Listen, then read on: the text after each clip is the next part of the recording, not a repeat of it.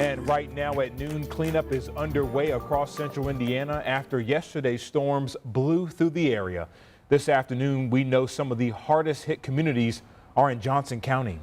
Our Samantha Johnson spent the morning in Greenwood, where crews have been for hours. Well, cleanup is well underway here in Johnson County. You can see there is still quite of work to be done. We're now starting to hear more of those chainsaws as crews start to work here.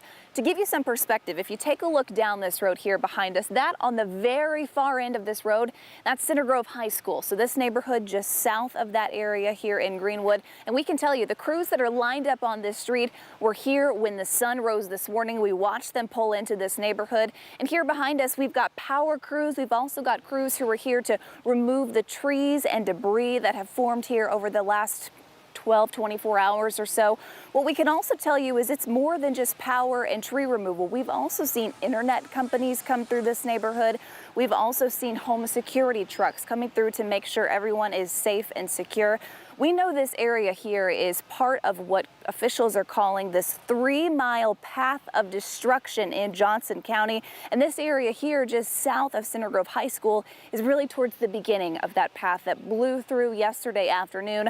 Of course, we know there is still a lot of work to be done here in Johnson County. The good news is it is a beautiful day so far for the crews and families who are out and about. Much more throughout the day from Greenwood, but of course we'll send it back to you guys in the studio for now. All right, thanks, Sam. So glad no one was seriously hurt in Greenwood. Meanwhile, right now, Governor Holcomb is sending Indiana's Department of Homeland Security to help after these intense storms. Holcomb says they will be on the ground assessing damage and helping people determine what's needed to rebuild and recover. And so many of you shared pictures and videos online during our severe weather yesterday. And that perspective, especially the tornado in Johnson County, really shows the power of these storms. Our Jeannie Renovitz walks us through these startling videos. Just watch as this tornado, captured on camera, shreds part of an apartment complex. The flats at Stones Crossing, mostly unoccupied and under construction, takes a direct hit near State Road 135 and Stones Crossing Road. You can see the funnel cloud pick up parts of the roof and siding, churn that debris and toss it out. Here's another angle from the same touchdown, that large funnel with a debris cloud doing a lot of damage along the way. At least 75 homes received moderate to severe damage from Bargersville to Whiteland. Here, cameras captured the tornado near Emmanuel Church Greenwood campus.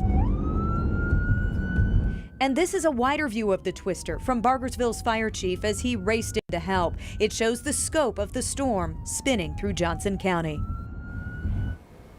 And today we've learned these severe storms have taken at least one life. A person died in Martin County in southern Indiana. They were killed after a tornado hit their house. Their partner survived but was airlifted to a nearby hospital. We're working to find out their condition this afternoon. The director of Martin County Emergency Management, Cameron Wolf, called the damage somewhat isolated. Right now, we're working to see if any other deaths or severe injuries have been reported. And be sure to check out our website, WTHR.com, or our app for the latest updates. We'll take a look at this video right here. This is just after the tornado ripped through Johnson County. You can see this is the flats at Stones Crossing in Johnson County. Luckily, the apartments are still under construction and there were no injuries. We talked with a neighbor who says she still can't believe what she witnessed. It's on the front porch. I was like, is that a tornado? So I got out in the yard and there's debris flying, birds everywhere going crazy and just debris. And I watched it all the way through. Yeah, just a crazy sight to see. And if your home was damaged by the storms, the Red Cross is ready to help and they have set up shelter. It's at Greenwood Middle School.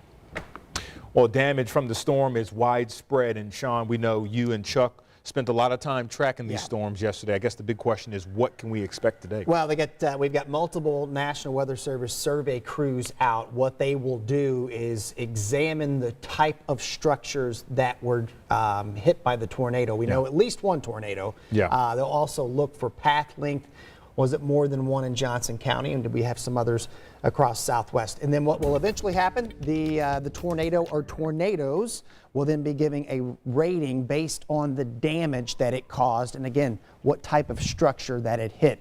For comparison, March 31st, Whiteland, New Whiteland, EF3. So we will see, and again, we'll get some additional info coming up tonight at 5 o'clock.